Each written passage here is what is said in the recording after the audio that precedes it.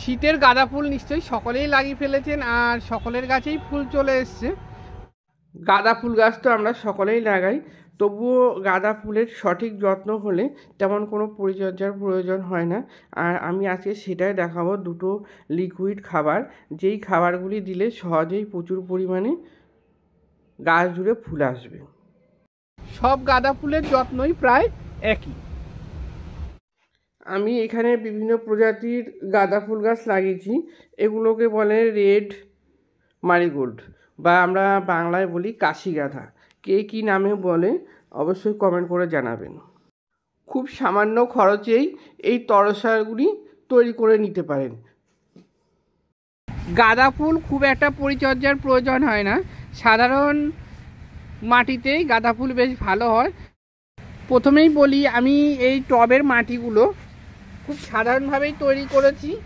এখানে 50% রয়েছে garden soil, আর 40% গোবর সার, আর 10% নিম খোল। এই দিয়ে আমি গাঁদা ফুলের টবের মাটি তৈরি করেছি।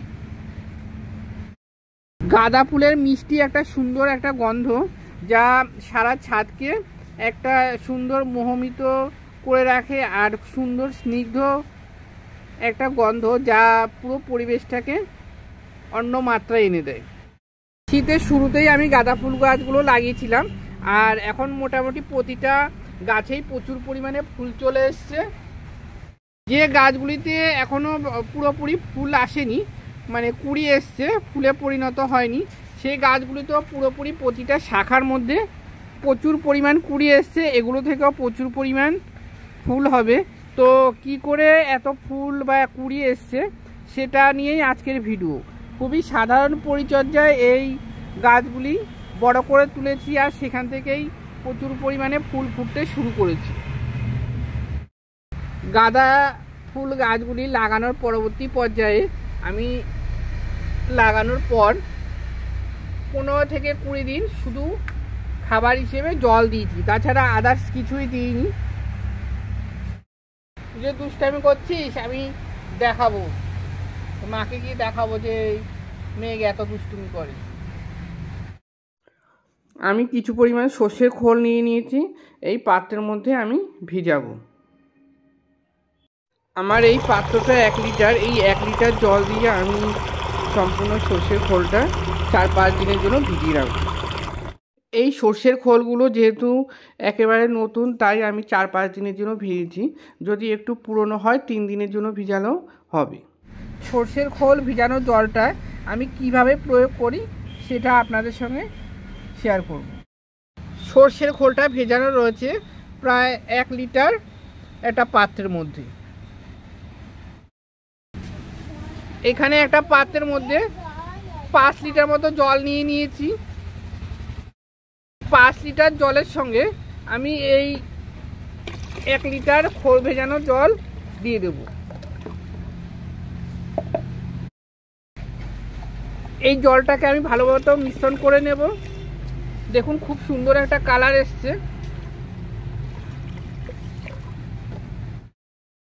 এই জলের সঙ্গে মেশানো খোলের যে জলটা রয়েছে সেই জলটা আমি একটা 1/2 লিটারের বোতলে নিয়ে নিয়েছি। এই 1/2 লিটার বোতল থেকে আমি 2টো টবে দিয়ে দেব।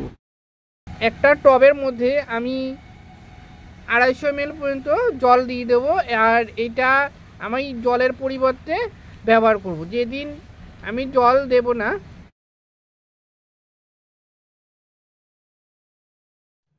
আমরা সাধারণত সকলেই জানি যে সর্ষের খোলের কী উপকারিতা।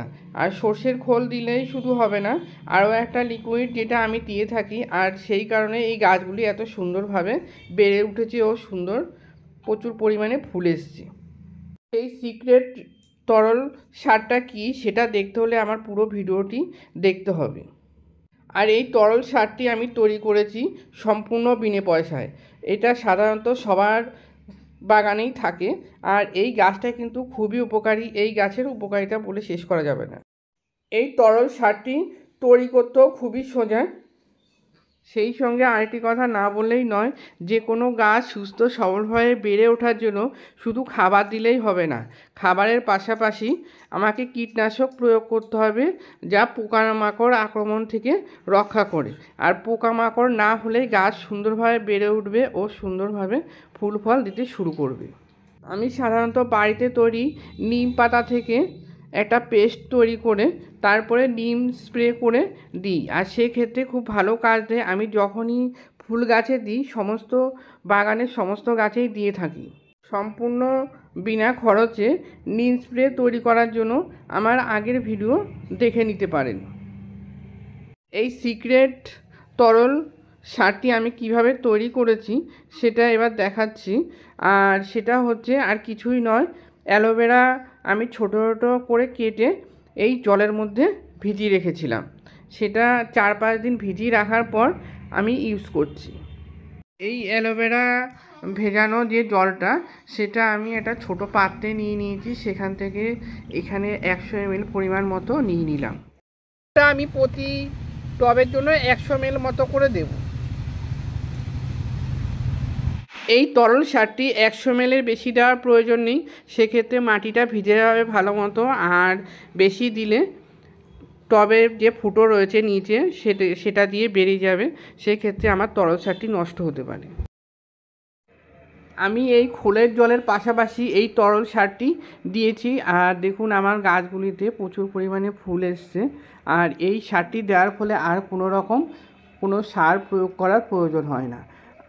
এই তরল সারটি 7 দিন পর পর দিয়েছি, আর আবার 7 দিন পর আমি খোলের জল দিয়েছি। এইভাবেই পরিচর্যা করেই গাছগুলিতে প্রচুর পরিমাণে ফুল এসছে, আর সেক্ষেত্রে আমাকে বেশি সময়ও দিতে হয়নি।